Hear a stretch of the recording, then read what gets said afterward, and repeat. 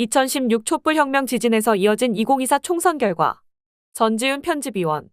혁명은 반혁명의 채찍을 맞으면서 전진한다. 이번 총선 결과는 2016년 촛불혁명의 연장 속에서 평가해야 한다. 그때 일어난 정치적 지진은 한국 사회를 뿌리부터 뒤흔들었고 아직도 후폭풍을 남기고 있다. 혼동하지 말아야 할 것은 당시에 촛불을 들고 거리에 나선 1700만 명은 무슨 진보 좌파적 정치의식으로 무장한 활동가들이 아니었다는 사실이다. 그들은 대부분 민주당 지지자이거나 오히려 보수정당 지지자에서 왼쪽으로 이동해온 사람들이었다. 그래서 촛불 직후에 있었던 대선과 이어진 총선 등에서 그들 다수는 민주당 정부와 심지어 윤석열 검찰에게 철저한 적폐청산과 사회개혁에 기대를 걸었다. 하지만 민주당 정부의 적폐청산과 사회개혁은 성과와 함께 한계도 많았고 실망을 낳았다. 그걸 이용해 공정과 상식을 내걸고 윤석열과 이준석 등을 앞세워 양두구육 사기극을 펼치며 보수우파가 가까스로 정권을 되찾아간 것이 지난 대선 결과였다. 그것은 2019년 소위 조국 사태 때부터 이어진 일종의 반혁명이었다. 하지만 대다수는 금세 속았다는 것을 깨달았고 다시 민주당으로 지지가 모였다. 윤석열 대통령의 지지율은 집권 몇 개월 만에 30%대로 추락한 다음에 한 번도 큰 회복을 보이지 못했다. 대선을 거치며 민주당 당원이 2030 여성들을 중심으로 100만 명 이상이나 늘어나서 250여만 명에 이른 것도 그것을 보여준다. 무엇보다 사람들은 윤석열 정권이 먹고 살아가야 하는 자신들의 삶을 망치고 있다는 것을 절실히 깨달았다. 대파혁명은 그것을 상징하고 있다. 성장률, 국민소득, 임금 인상률, 소득 분배율, 물가, 금리, 주가, 무역수지, 환율까지 모든 지표가 줄줄이 하락했고 악화했다. 더구나 윤석열 정권은 촛불이 대변했고 심지어 자신들도 내걸었던 공정, 정의, 평등, 평화, 상식의 모든 가치들을 짓밟았다. 따라서 총선 전부터 국민의힘의 참패는 예정돼 있었다.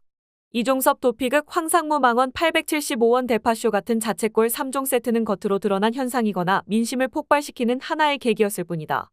이미 이 나라의 언론 환경은 레거시 미디어가 쇠락하고 유튜브 같은 뉴미디어가 대세가 됐는데 실시간 동접자 수와 조회수 등에서 친민주당 유튜브들은 친윤석열 보수 유튜브들을 진작에 5배에서 10배 가까이 앞서고 있었다.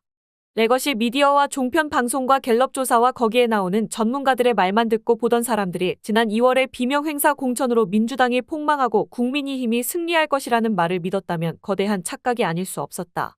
강력한 정권 심판 여론과 민심은 한 번도 바뀐 적이 없었다.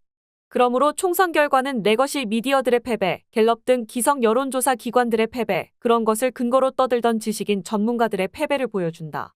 실제로 이번 총선 기간에 진중권 교수는 왜 한동훈만 비판하냐, 공정하지 않다라고 항의하면서 스스로 방송에서 하차해버렸다.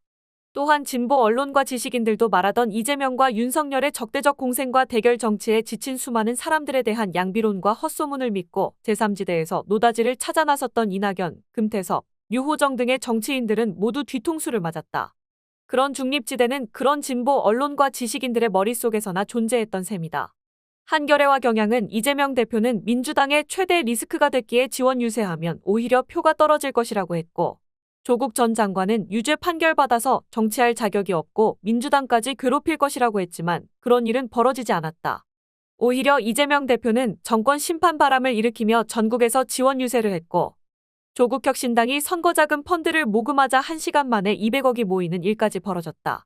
반면에 제3지대를 헤매던 이낙연 민주당 전 대표와 이준석 국민의힘 전 대표는 바람을 일으키기는커녕 서로 합쳤다가 곧바로 갈라섰고 국고보조금 6억만 챙긴 사기극이라고 욕을 먹었다.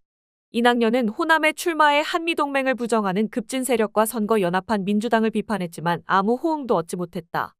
기대에 부풀어 이준석 당으로 따라갔던 정의당 출신 유호정 전 의원은 결국 총선 출마를 포기하며 제3지대 정치는 실패했다고 선언했다. 기득권 보수우파는 총선 기간에 극심한 분열과 위기를 드러냈다. 2016년 촛불혁명이 이들에게 가한 강력한 타격과 내상이 아직 아물지 않았던 셈이다. 이번 대선 기간 내내 보수우파 내부에서는 끝없는 불협화음과 상호비난, 갈등이 터져나왔다. 홍준표 대구시장은 한동훈이 들어와 셀카만 찍다가 말아먹었다고 했고 윤석열의 멘토라던 심평 변호사는 궁정 쿠데타를 일으켰다며 한동훈 물러나라고 했다. 유튜브 방송에서는 막말과 욕설도 서슴지 않았다. 막말 논란 때문에 국민의힘이 컷오프 한 도태우, 장해찬 후보는 무소속으로 출마해 국민의힘 후보와 대결하며 끝내 사퇴하지 않았고 국민의힘은 막판에 극우적 경쟁자인 자유통일당을 선관위에 고발했다. 보수의 메시아라던 한동훈 비대위원장의 메시지는 총선 기간 내내 갈팡질팡했고 누구를 핵심으로 겨냥한 것인지조차 불분명했다.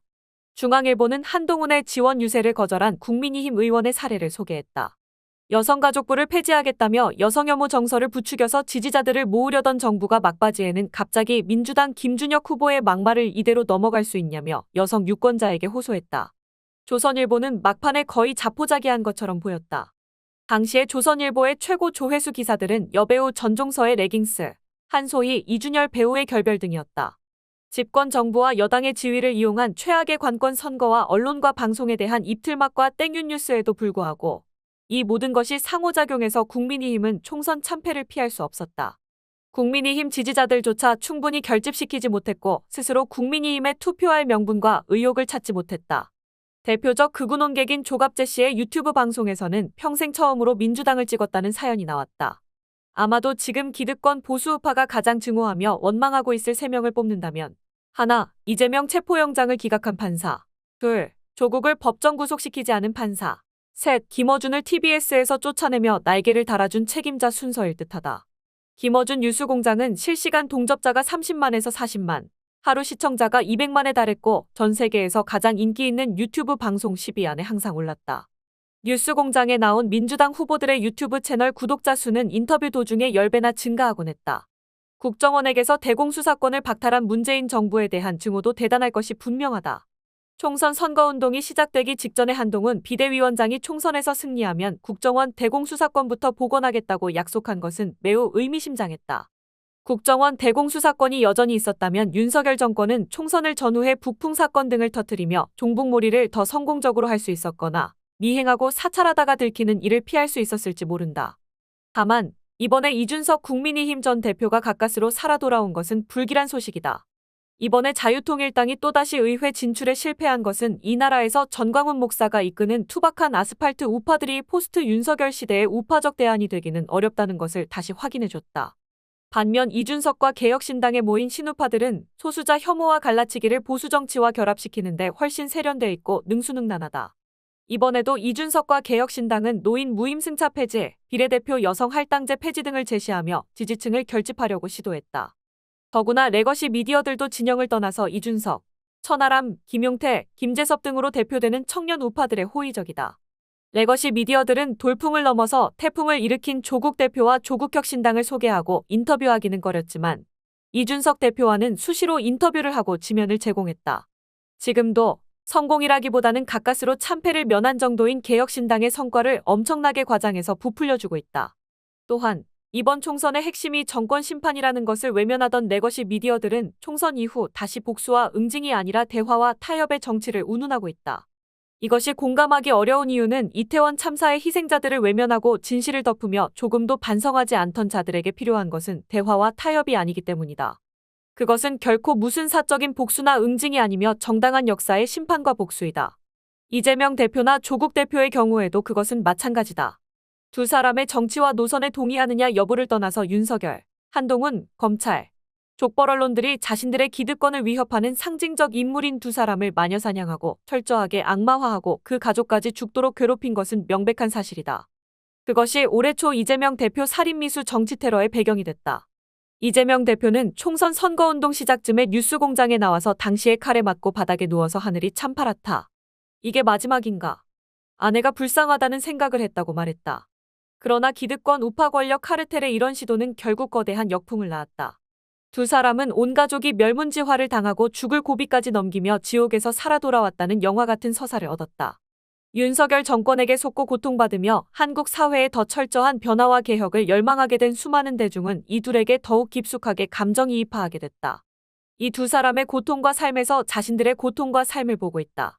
그래서 총선 기간에 이 두 사람이 전국의 거리를 돌아다니며 거대한 인파 속에서 유세하는 장면을 관찰한 사람은 이것은 단순히 선거 유세가 아니라 마치 2016년 촛불에서 목격한 반정부 시위와 선동의 장면들 같다는 것을 발견했다. 그 유세들은 실시간으로 생중계됐고 매번 몇십만 명이 그것을 함께 시청하고 공유했다. 그 속에서 조국 대표는 돌아갈 다리를 불태웠다. 끝을 보겠다고 했다. 이재명 대표는 민주당이 아니라 여러분이 직접 윤석열 정부를 심판하고 나라의 주인이 누구인지 보여줘야 한다고 했다. 따라서 총선은 민주당이나 조국혁신당 지도부가 만들어낸 결과가 아니다. 2016년 촛불에서 시작된 변화를 다시 이어가고 싶어하는 기층 대중의 마음이 밑바닥에서 움직였다.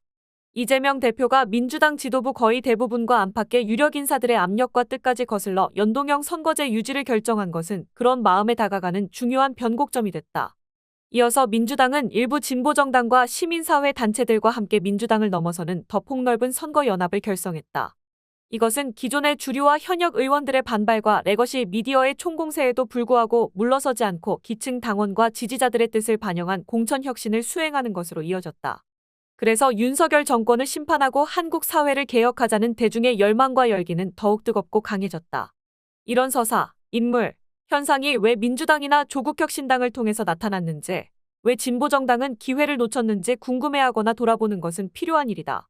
하지만 더 중요한 것은 그렇게 거리에 모여서 함께 윤석열 심판을 외치던 수많은 이들이 새로운 국회에 모든 걸 맡기고 일상으로 돌아가는 게 아니라 계속 정치적 주체로 남을 길을 찾는 것이다. 윤석열 정부 초기와 달리 사람들은 싸울 수 있고 이길 수 있다는 자신감과 투지를 회복했고 총선 결과는 그것에 기름을 부었다. 총선 시기에 98.3%의 찬성률로 12년 만에 파업에 나섰던 서울버스 노동자들. 최근 97.5%의 압도적 찬성으로 역사상 첫 번째 파업을 가결한 삼성전자 노조의 사례가 그것을 보여주고 있다. 이런 흐름을 유지하고 강화하는 것에 윤석열 정권을 완전히 심판하고 촛불혁명의 과제를 완수하기 위한 열쇠가 있다.